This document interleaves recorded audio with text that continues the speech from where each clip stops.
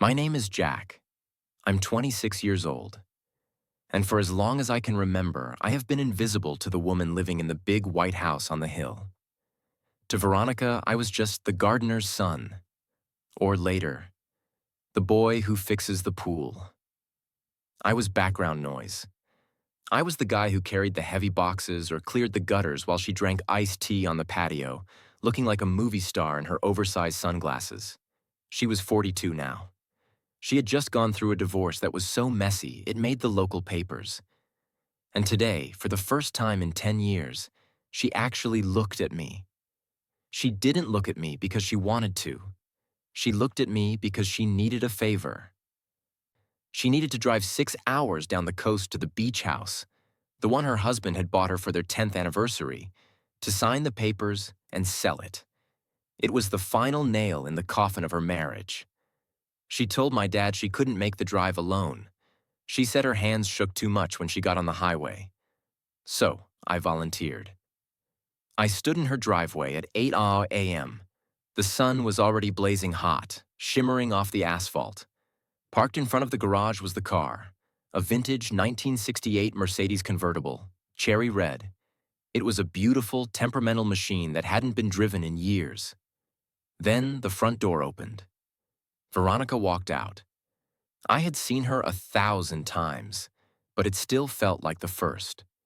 She was wearing a white sundress that caught the breeze, and a silk scarf tied around her hair like she was Grace Kelly. She had those big dark sunglasses on, hiding her eyes, but I knew what color they were. They were green. A sharp, intelligent green that could cut you in half if you stepped out of line. She was carrying a small overnight bag. She looked expensive. She looked untouchable. And she looked like she was about to shatter into a million pieces. I walked over and took the bag from her hand. "Morning, Mrs. Carlyle," I said. Old habits die hard. She winced. "Veronica," she corrected sharply. "It's just Veronica now, Jack. Mrs. Carlyle doesn't exist anymore." "Right," I said. "Veronica." I opened the trunk and tossed her bag in. I opened the passenger door for her. She hesitated. She looked at the red leather seat like it was an electric chair. "I haven't sat in this car in 5 years," she whispered, more to herself than to me. "He used to love this car more than he loved me." "It's just a car," I said gently. "It gets us from A to B. That's it." She looked up at me. She seemed surprised that I had spoken, surprised that the pool boy had an opinion. She took a deep breath, squared her shoulders, and got in. I walked around to the driver's side. I slid behind the wheel. The interior smelled like old leather, gasoline, and her perfume. Something floral and expensive, like jasmine. It was intoxicating. I turned the key. The engine roared to life, a deep, throaty rumble that vibrated through the seats. "Do you know the way?" she asked, staring straight ahead through the windshield. "I know the way," I said. "Highway 1, all the way down." "Good," she said, putting her sunglasses back on. "Let's just get this over with. I want to be back by tomorrow night." "And Jack?"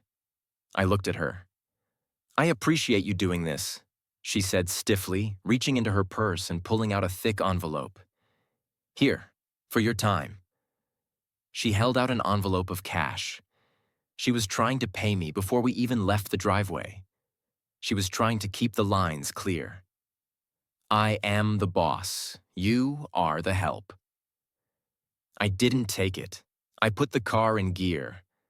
I looked at her, really looked at her, watching the way the sunlight hit the curve of her neck. "Keep it," I said. She frowned. "Jack, it's a 6-hour drive. I'm not asking you to do it for free." "I'm not doing it for the money," I said. I pulled out of the driveway, the tires crunching on the gravel. "I'm doing it because you asked."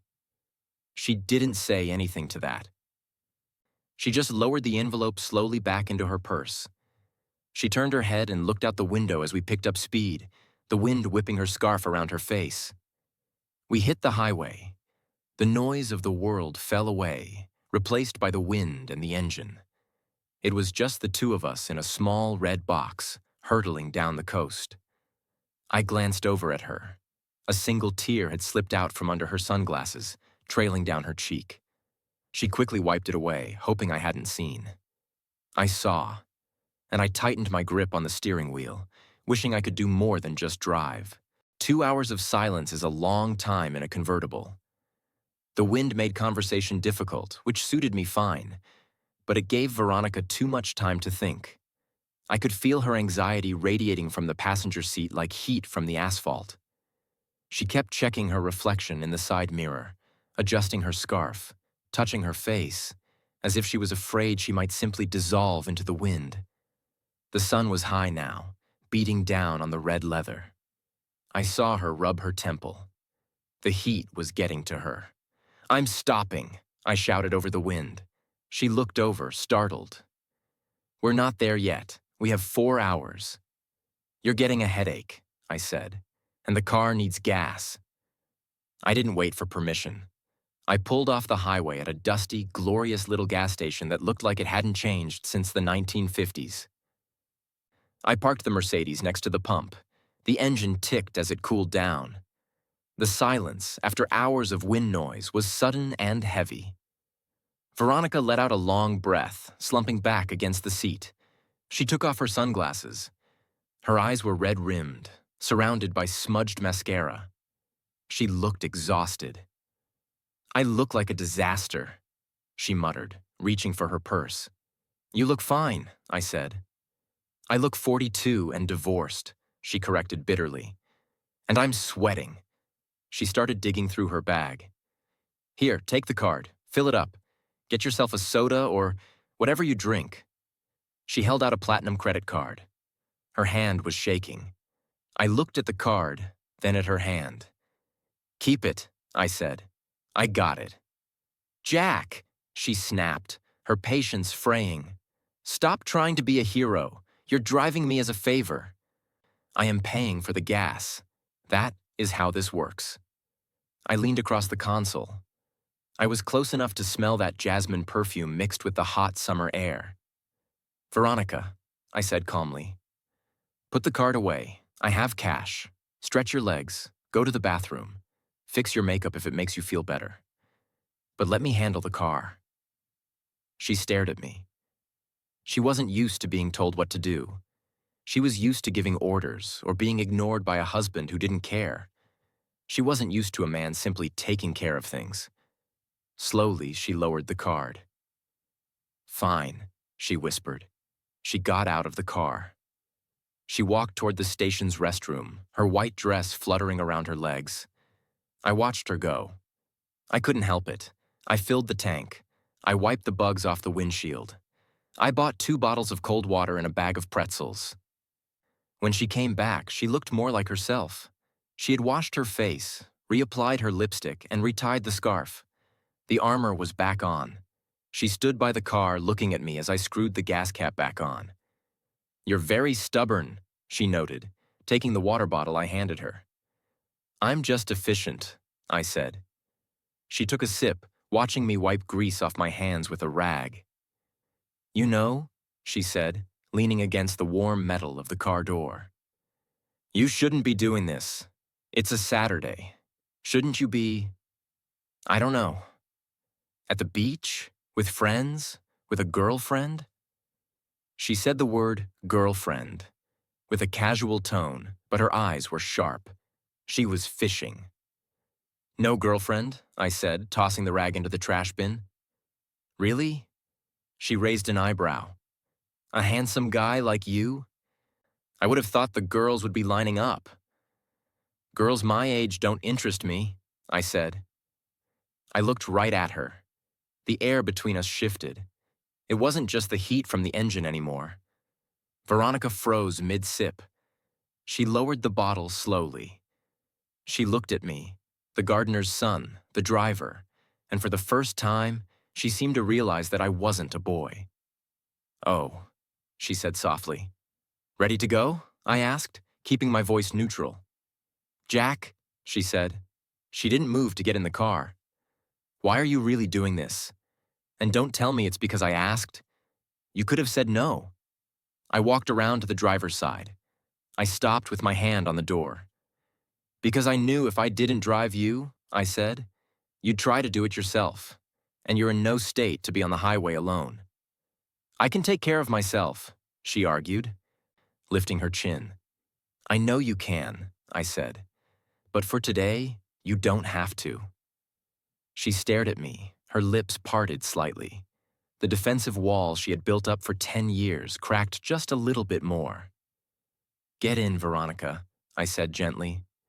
We're burning daylight. She hesitated for a second longer, watching me with a mix of confusion and something else. Curiosity. Then she nodded and slid back into the passenger seat. I got in and fired up the engine. As we pulled back onto the highway, she didn't put her sunglasses back on immediately. She turned in her seat slightly, watching me drive, studying my profile like she was trying to solve a puzzle she hadn't realized was there. The car died 10 miles outside of Santa Maria. It didn't go quietly. It started with a shudder in the steering wheel, then a high-pitched whine from the engine, and finally, a plume of white steam erupting from the hood like a geyser. What is that? Veronica gasped, sitting up straight. Jack, what is that smoke? Radiator, I said, cursing under my breath. I wrestled the heavy steering wheel, guiding the dying Mercedes onto the gravel shoulder. The engine sputtered and died before I even turned the key. Silence rushed back in, broken only by the angry hiss of steam escaping the hood. Unbelievable, Veronica whispered. She took off her sunglasses and threw them onto the dashboard. Just perfect. This is exactly how my life is going right now. Everything I touch breaks. It's an old car, Veronica, I said, unbuckling my seatbelt. It happens. Sit tight. I got out and popped the hood. A wave of heat and the sweet chemical smell of coolant hit me in the face. It was bad. A hose had burst. We weren't going anywhere tonight. I walked back to the passenger side. Veronica was looking at me with wide, panicked eyes. The sun was starting to set, casting long, purple shadows across the empty highway. Is it fixable? She asked. Not here, I said. And not without parts. She let out a sound that was half laugh, half sob. So we're stranded, in the middle of nowhere. I'm going to miss the appointment with the realtor. I'm going to be stuck with this house forever. Hey, I said. I opened her door and crouched down so I was eye level with her. Breathe. We passed a sign about a mile back. The Blue Sands Motel. It's just up the road. We can limp the car there, get a room, and I'll fix it in the morning. A motel? She looked horrified. Jack, I don't stay in roadside motels. I stay in hotels with valet parking. Tonight, I said, the Blue Sands is the Ritz. Come on. We managed to get the car to start one last time. We crawled down the shoulder at 10 miles an hour until the flickering neon sign appeared in the twilight. It wasn't much. A row of 12 doors, a vending machine, and an office that smelled like stale cigarettes and lemon cleaner. I left Veronica in the car and went inside. The clerk was a guy about my age who looked like he'd rather be anywhere else. 2 rooms, I said. He tapped on a computer that looked older than me. Sorry, man. Big wedding in town this weekend. We're packed. I got 1 room left. Number 12. Take it or leave it. I looked out the window. Veronica was sitting in the car, looking like a queen in exile, wrapping her silk scarf around her shoulders against the evening chill. I'll take it, I said. I walked back to the car. I opened her door. Bad news, I said. They only have 1 room. She froze. She looked at the motel door, then at me. 1 room, she repeated. With 2 beds? I didn't ask, I admitted. But it's better than sleeping in the car. She hesitated. For a moment, I thought she was going to refuse. I thought she was going to tell me to call a limo service to drive 3 hours to pick her up. But she looked at my hands, grease-stained from checking the engine, and then up at my face. She saw that I wasn't trying to take advantage of her. I was just trying to get her out of the cold. Okay, she whispered. Okay. We walked to room 12. I unlocked the door and pushed it open. It was clean, at least, but small. And right in the middle of the room was a single queen-sized bed with a floral bedspread. Veronica stopped in the doorway. She stared at the bed. One bed, she said flatly. I'll sleep on the floor, I said immediately, dropping her bag on the luggage rack. Or in the chair. You take the bed. She walked in slowly, looking around the room like she had landed on Mars.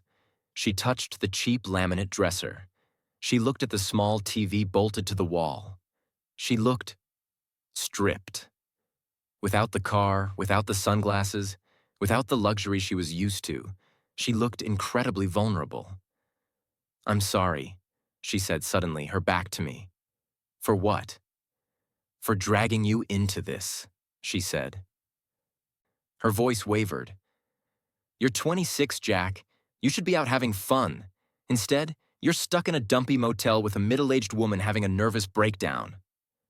I closed the door, shutting out the noise of the highway. Veronica, I said, turn around. She turned. Her eyes were wet. I'm not stuck, I said. I walked over to her. I didn't touch her, but I stood close enough that she had to look up at me. There is nowhere else I would rather be right now. She searched my face, looking for the lie. She didn't find one. Why? She whispered. Look at me, I'm a mess. My hair is a disaster, my dress is wrinkled.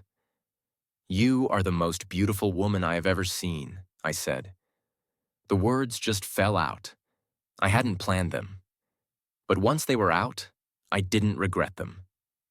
Her breath hitched. The air in the small room suddenly felt very thin and very hot. You don't mean that, she breathed. You're just being kind. I'm not kind, I said, stepping closer. And I'm not a boy, Veronica. Stop looking at me like the kid who mows your lawn. Look at me. She swallowed hard. Her gaze dropped to my lips, then back up to my eyes. The Mrs. Carlyle mask was gone completely now. I am looking at you, Jack, she whispered. And that's what scares me. That's what scares me, she had said. I didn't step back.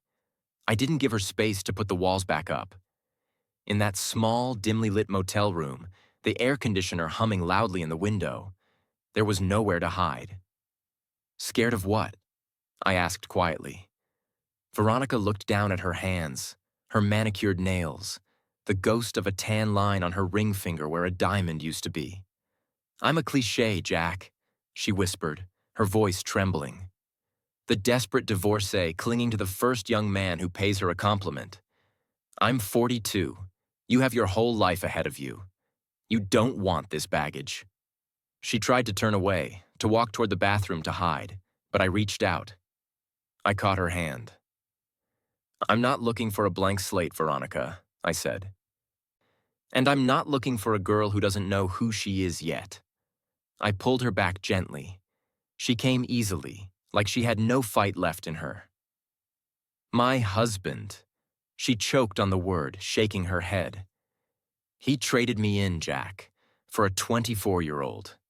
He told me that I had lost my spark, that I was invisible. That anger I had felt on the drive flared up again, hot and protective.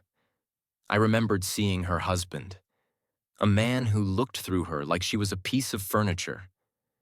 He was blind, I said firmly, and he was an idiot. I raised my hand and touched the silk scarf still tied around her neck. I slowly untied the knot. The silk slid away, falling to the floor. I've been watching you for 3 years, I confessed. I watched you walk through that garden like you were a ghost in your own life. And every time I saw you, I thought, how does he not see her? Veronica looked up at me, her eyes wide, glistening with tears. She looked stunned. You saw me? She whispered. I saw everything, I said. I cupped her face in my hands. Her skin was soft, flush with heat. I don't see a divorcee, I murmured, brushing my thumb across her cheekbone. I don't see a cliché. I see the woman I've been thinking about every single day since I started working for your family. She let out a shaky breath. Her hands came up, resting tentatively on my chest. She could feel my heart racing. It betrayed my calm exterior. Jack, she breathed. We shouldn't. Tell me to stop, I said. Tell me to take my pillow and sleep in the bathtub, and I will, I swear. She stared at me. She searched my eyes for any sign of hesitation, any sign of mockery. Don't stop, she whispered. I didn't wait. I lowered my head and kissed her. It wasn't tentative. It wasn't the way a boy kisses. It was the way a man kisses a woman he has wanted for years. It was hungry and deep, tasting of salt from her tears and the sweetness of the release. She gasped against my mouth, her fingers curling into my shirt, pulling me closer. The hesitation vanished. She melted against me, her body soft and yielding. For a woman who claimed she had lost her spark, she burned hot enough to set the room on fire. We stumbled back until her legs hit the edge of the mattress. We sat down heavily on the floral bedspread, never breaking the kiss. I pulled back just an inch, resting my forehead against hers. We were both breathing hard. You're beautiful, I said again. Because I needed her to believe it. You are so beautiful. She opened her eyes. The sadness that had lived there all day, hell, all year, was gone. In its place was something bright and terrified and wonderful. I don't feel old right now, she admitted, a small, shy smile touching her lips. Good, I said, kissing the corner of her mouth. Because we have a long night ahead of us. I reached over and clicked off the lamp on the bedside table, plunging the room into darkness, leaving only the neon blue light from the sign outside to wash over us. And just so we're clear, I whispered in the dark, pulling her down with me onto the pillows. I'm not sleeping on the floor. I woke up to the sound of a car door slamming somewhere outside. Sunlight was cutting through the thin curtains of room 12, landing in a bright stripe across the bed. I reached out, my hand searching the sheets. She was there. Veronica was sitting on the edge of the bed, her back to me. She was wearing her white sundress again, but the scarf was loose around her neck, and her feet were bare. She was watching the dust motes dance in the light. I propped myself up on one elbow. Regrets? I asked, my voice rough with sleep. She turned to look at me. Her hair was messy. That perfect, untouchable Mrs. Carlyle hair was gone, replaced by something wilder. She looked tired, but the tension that had been etched into her forehead for years was gone. I should have regrets, she said softly. I'm in a cheap motel. My car's broken. I slept with Jack. She smiled then. A real smile. But I don't have any, she finished. I sat up and moved to the edge of the bed, sitting next to her. I rested my hand on her knee. Good, I said, because I don't either. What happens now? She asked. The vulnerability was creeping back in. We finish the drive. I sell the house. And then we go back? You go back to mowing the lawn and I go back to being the divorcee in the big empty house? No, I said firmly. I stood up and walked to the chair where I'd thrown my jeans. I pulled them on. I'm going to walk down to the auto parts store I saw on the way in, I said. I'm going to buy a hose and some coolant. I'm going to fix your car. I pulled my t-shirt on and turned back to her. Then I'm going to drive you to the coast, I continued. You're going to sign those papers. You're going to get rid of that house and everything that hurts you. I walked back to her, leaning down to place my hands on either side of her on the mattress. And on the drive back, I said, looking her right in the eyes, you're going to sit in the front seat, you're going to play the radio as loud as you want, and you're going to decide if you want to have dinner with me on Friday night. A real date, no gardening gloves involved. She stared at me. She bit her lip, her eyes shining. "You're very bossy for a 26-year-old," she teased, but her voice was thick with emotion. "I'm just the driver," I shrugged, grinning. "I just know where we're going." She reached up and touched my face, her thumb brushing my jaw. "Okay," she whispered. "Fix the car, Jack. Let's go home." I kissed her, quick and promising, and walked out into the bright morning sun. The old red Mercedes was sitting there on the gravel, steam long gone, ready to be fixed. It was going to be a long drive back, and I couldn't wait for every mile of it.